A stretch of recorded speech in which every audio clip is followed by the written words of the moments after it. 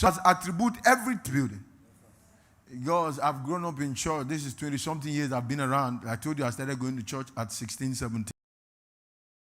Time. Everything is church. We fast. God, tell me my husband. Give me my life partner. Give me my screensaver.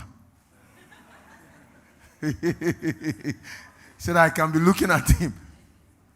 What I'm establishing, hear me, ladies and gentlemen, is not everything that God is telling you to do. You have 6 billion cells on your head.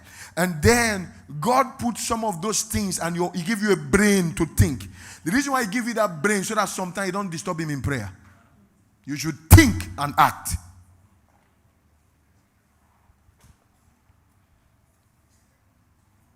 And then the reason why there is a Bible in your hand is to read and understand and take decision.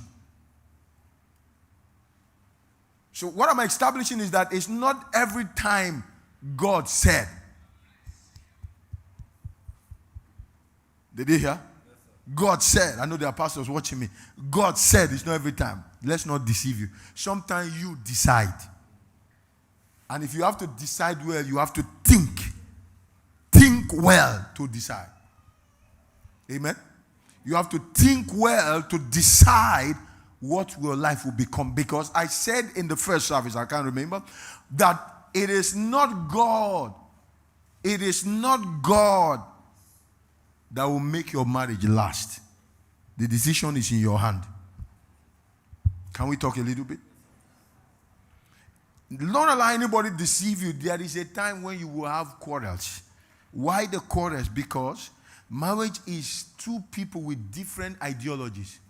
Two people with different philosophies coming together. Two people that think different. Two people that have different values coming together to run a home. It takes time to align. Amen? I said it takes time to align. The lady wants you to align to her. You want to align. So it must come to a time where all of us will align to one cause to fulfill God's purpose for our life. So why the divorce? Many times people are forced to do what they don't want to do. And listen, the danger of forcing people to do what they don't want to do, they will pretend all the way. Every time people are forced, they will pretend all the way.